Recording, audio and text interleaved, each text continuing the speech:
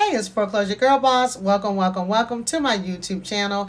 And if you've been here before, welcome back.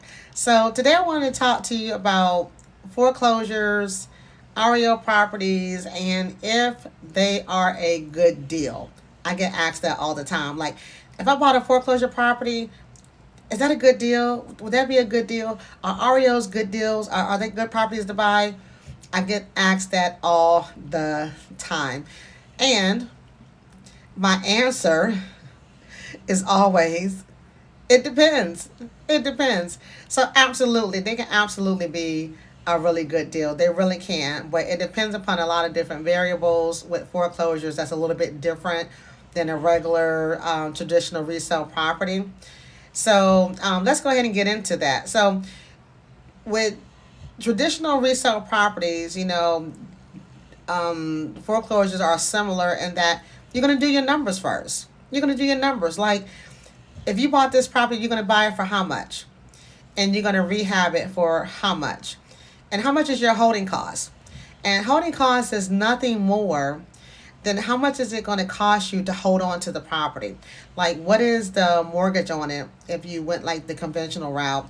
Or if you did hard money, when does your payment start? Does it start right after you close on the property? Does it start 3 to 6 months later? Like, what is your holding cost on that particular property?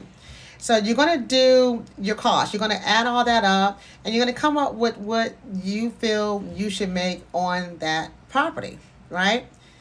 With REO, sometimes there's hidden cost. Let me repeat that. Sometimes there's hidden cost. And what I mean by hidden cost is, and I'm using the word hidden, and really, to be honest with you guys, it's not really that it's hidden. It's that it's costs that people don't really think about. It's costs that come up that nobody thought to ask, could this come up? Okay? So that's what I mean by hidden cost. And you need to know who's responsible for paying for that. Who's going to pay for that? Like, is the bank responsible? Are you responsible? Because if you're responsible for paying it, I'm hoping that you have enough cushion in your profit margin that you can absorb that cost if it comes down to you paying it. And you need to know if the bank is responsible for paying that. So that's super, super important. Who's responsible for paying that? Now, of course, I break that down in my e-guide. And I've already told you guys, I think you should go ahead and get the e-guide because it breaks everything down. It explains everything in depth, talks to you about the fees that can come up, the costs that can come up, who's typically responsible, and how you can find out who's responsible. But anyway, again, you need to know that information because if you're planning to make a certain amount of money, so let's say you've done all your numbers, you've done, how much you're going to pay for the property, you know how much you're going to rehab it for, you know your holding costs, you know all of that. And let's say you're going to make $50,000, all right? And let's say this cost comes up during the transaction, and to get you to closing is $2,500. And then you find out that, oh my goodness, I'm responsible for paying the $2,500, right?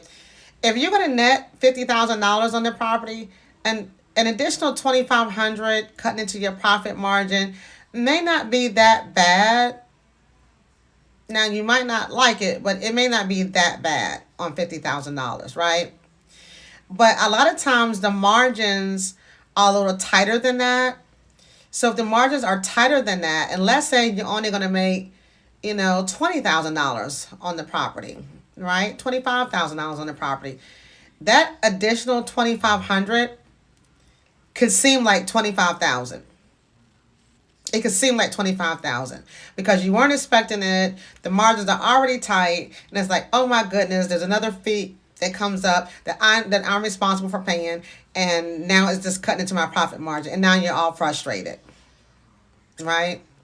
So again, with buying these REO properties, they can absolutely be a really good deal. They can, just like, any other property where you do your numbers, right? So they really can be a really good deal. You just need to do your numbers on the property. You need to know what could come up during this particular transaction that may cost you some more money. and who's responsible for paying for that.